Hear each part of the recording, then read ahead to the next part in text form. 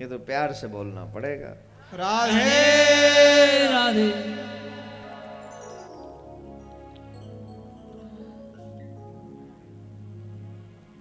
इस महाराष्ट्र की पावन पवित्र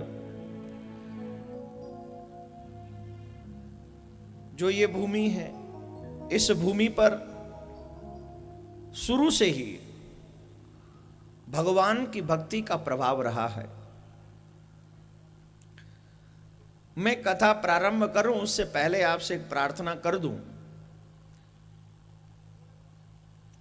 कि ये जो कथा पंडाल है ना, यहां हम पुण्य कमाने आए हैं। और एक बात बहुत अच्छे ढंग से ये याद रखना, आप अपनी मर्जी से नहीं आए हो, मेरे ठाकुर ने बहुत बड़ी कृपा तुम्हारे ऊपर करी है, बहुत बड़ी कृपा है। इसका प्रयोग मोबाइल ऑफ कर दें आप अपने अपने। कोई भी व्यक्ति मोबाइल का प्रयोग न करे। मैं आस्था पे लाइव बोल रहा हूं, इसकी वजह जानते हो? हम लोग अपने धर्म के लिए क्रियाहीन हो चुके हैं, कर्महीन हो चुके हैं। हम लोग कथाओं में जाते जरूर हैं, लेकिन ऐसे लगता है जैसे हम लोग पिकनिक पे जा रहे हैं ना। हम यहां कथा सुनने आए हैं। और कथा किसकी? जिसने दुनिया बनाई। और मोबाइल पे कॉल करने वाला कौन? दुनिया वाला। तो एक तरफ हम दुनिया बनाने वाले से प्यार करना चाहते हैं, और दूसरी तरफ कथा सुनते सुनते उसी दुनिया के व्यक्ति से जिससे छुटकारा पाना चाहते हैं, उसकी कॉल रिसीव कर रहे। अरे Ram Ram, same same same same. तो मैं पहले दिन, पहले ही सत्र बोलने से, कथा प्रारंभ करने से पहले इसलिए बोल रहा हूं कि इस गलती में हम कोई न पड़े। हम भी मोबाइल रख सकते हैं, हम भी बीच में कॉल अटेंड कर सकते हैं। दो चार लोग तो हमें भी जानते होंगे, बीच में हम भी फोन रिसीव कर सकते हैं। हमें दो चार लोग नहीं जानते, हमें फोन नहीं करते होंगे। अरे कहीं ना कहीं जितने लोग यहां बैठे उनसे दो चार ज्यादा ही हमको जानते होंगे, और शायद वो बात भी करना चाहते हैं। लेकिन सच ये है कि जब ठाकुर के लिए आए हैं तो दुनिया का हर काम हमें भूल जाना पड़ेगा, तभी सच्चा प्रेम होगा। अभी हमारे सांसद महोदय बैठे हैं, तो एक अच्छी बात बोलता हूं आपके लिए। अभी हमारी यूपी में इलेक्शन चल रहा है। इलेक्शन का मतलब क्या है?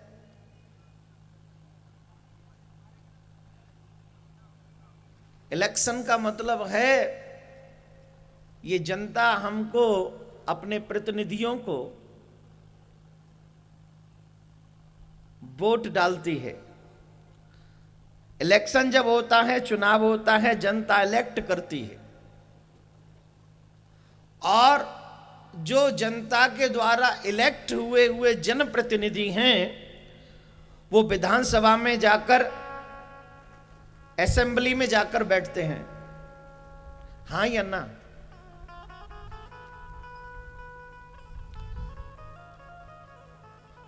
किसने इलेक्ट किया? जनता ने।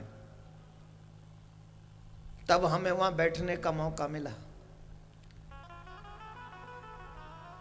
लेकिन मेरे प्यारे, ये जो सभा जुड़ी हुई है, सत्सभा, सत्संग की सभा, इस सत्संग की सभा में जो आप लोग बैठे हुए हैं, ये भी तो सभा है।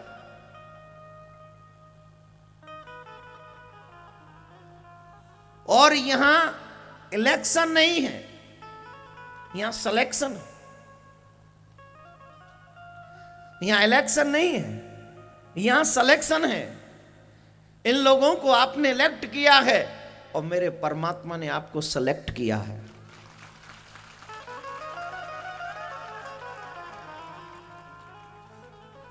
सारे पुणे में या महाराष्ट्र में या आसपास में सिर्फ इतने ही लोग नहीं हैं। हमारे इस समय उत्तर प्रदेश में चुनाव चल रहा है, बहुत सारे उम्मीदवार चुनाव लड़े हैं। अभी गोवा में भी चुनाव है, और हर जगह वो चुनाव लड़ने वाले बहुत हैं। लेकिन जो सेलेक्ट होंगे, जो इलेक्ट होंगे, वो ज्यादा नहीं है। कहीं 400 कुछ है, कहीं 200 कुछ है, कहीं 100 कुछ है। सिर्फ वैसे ही आपके शहर में बहुत लोग हैं, संख्या बहुत है, लेकिन परमात्मा ने सबको सेलेक्ट नहीं किया। मेरे कन्हैया ने सबको सेलेक्ट नहीं किया। You are lucky people because you are selected. और सेलेक्ट करने वाला मेरा परमात्मा, मेरा कृष्ण है, जिसने आपको सेलेक्ट किया है और आपको यहां बैठाल दिया है। जब परमात्मा ने आपको सेलेक्ट करके यहां बैठाल दिया, तो परमात्मा के सिलेक्शन को आप रॉन्ग क्यों कर रहे हैं? मोबाइल उठा के, दुनिया की बातें करके। जिसके लिए ठाकुर ने कृपा की है, उस सिलेक्शन का सदुपयोग करिए। मैं दावे से कहता हूं, तुम कितना भी प्रचार कर लो, पूरा पुणे या नहीं आ सकता, आएगा ही नहीं। क्यों? बोले सिलेक्शन लायक नहीं है वो। आपको भगवान ने सेलेक्ट किया है पूरे पुणे में, और आपको कहां है? अभी बहुत से लोग ऐसे हैं जो कह आज जाएंगे, कल जाएंगे, चलेंगे। उनका सिलेक्शन विलंब से होगा कि भी नहीं, पता नहीं। सब कुछ तुम्हारे ऊपर डिपेंडेबल नहीं है। बहुत लोग पैसे वाले हैं। मैं यहां देख रहा हूं कई लोग ट्रेन का सफर कर करके, 3 दिन का सफर करके, 2 दिन का सफर करके, 1 दिन का सफर करके इस कथा पंडाल में पहुंच गए। किस लिए? बोले हमें कथा सुनने जाना है। तो उनका ट्रेन का सफर। और कई लोग 4 कदम चल के आना चाहते हैं लेकिन आ नहीं पाते हैं। क्यों? वजह क्योंकि उससे लायक नहीं है।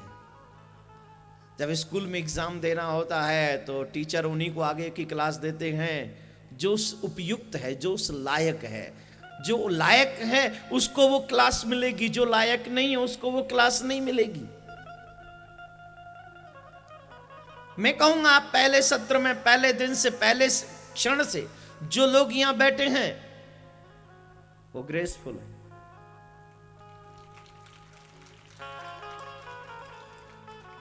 वो ठाकुर जी की कृपा के बहुत बड़े, जिन्होंने ठाकुर ने बहुत बड़ी कृपा उनके ऊपर करी है, बहुत बड़ी। देखिए 3 चीजें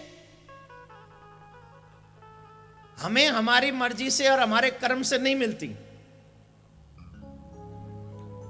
3 चीजों पर ध्यान देंगे आप सभी लोग। सत्संग यत्न का नहीं, अनुग्रह का फल है। ये जो आप भागवत में बैठे हैं, ये आपके प्रयास से आपको नहीं मिला है। ऐसा नहीं है कि आप गाड़ी स्टार्ट की, आप बैठे, फिर चल के आ गए तो आप आ गए। बहुत लोगों की गाड़ियां स्टार्ट होती हैं लेकिन मंजिल तक नहीं पहुंच पाती हैं, मंजिल से पहले कहीं और पहुंच जाती हैं साहब, कहीं और। रास्ता वही है, मंजिल बदल गई। तो इसलिए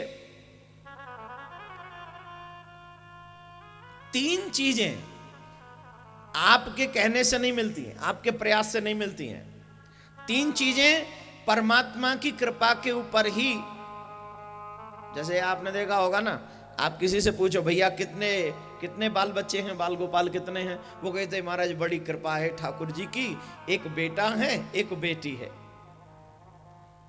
और बोले एक मकान पुणे में है, एक वो क्या है पिंपरी में है, एक मुंबई में है। बड़ी कृपा है ठाकुर जी की। दूसरा बोले 2 फैक्ट्री हैं, एक को बेटा देखता है, एक को मैं देख लेता हूं। बड़ी कृपा है ठाकुर जी की। पत्नी बोले वो थोड़ी ठीक नहीं है लेकिन फिर भी कंट्रोल में है, बड़ी कृपा है ठाकुर जी की। देखो पत्नी के नाम कैसे चेहरे मुस्कुरा चमक आती है, और पतियों का नाम लेते तो पत्नियों को भी थोड़ा कंफर्टेबल महसूस होता है। क्या बात है।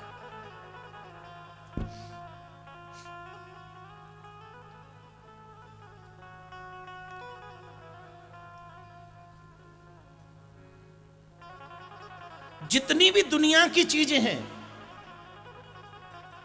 जब हमें मिल जाती हैं तो हम कहते हैं कृपा है ठाकुर जी की, गोविंद की कृपा है, गोपाल की कृपा है। लेकिन गोविंद ने कृपा तेरे कर्म पर आधारित होकर किया। तेरा कर्म अच्छा था तो तुझे फैक्ट्री दे दिया, तेरा कर्म अच्छा था तो तुझे काम दे दिया, तेरा कर्म अच्छा था बेटा दे दिया, बेटी दे दी, मकान दे दिया, बिजनेस दे दिया, गाड़ी घोड़े सब दे दिए। ये सब आसान है, ये कृपा से मिलता है। कृपा भी दो होती हैं, एक होती है कृपा और एक होती अति कृपा। You understand? एक कृपा और एक अति कृपा। एक ठाकुर की कृपा है तो हमें ये सांसारिक वस्तु मिल जाती हैं, पद प्रतिष्ठा मान सम्मान यश वैभव धन दौलत, ये सब कृपा से मिलता है। ध्यान से सुनना,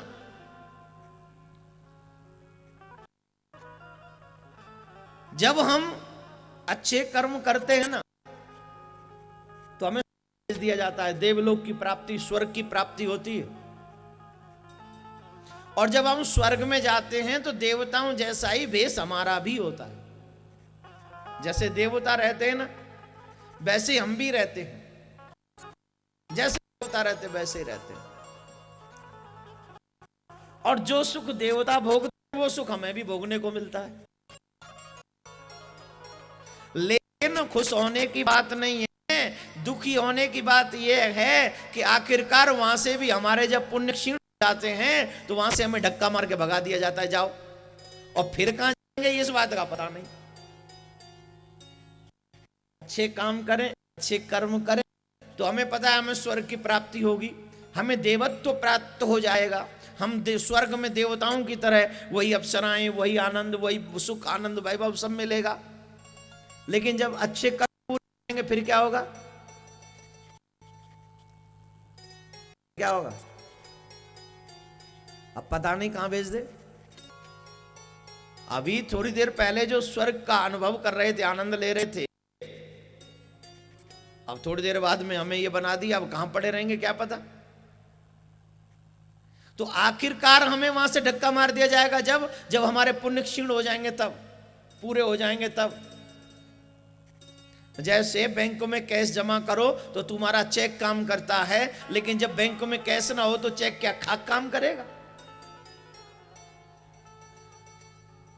अभी बहुत बड़ा चेक बाउंस हुआ है, न्यूज में पढ़ा था मैंने। कोई एयरलाइन चलाते हैं, उनका चेक बाउंस हो गया। क्या है? जब कैश नहीं होगा तो चेक क्या करेगा? जीरो तो कितनी भी लगा दे,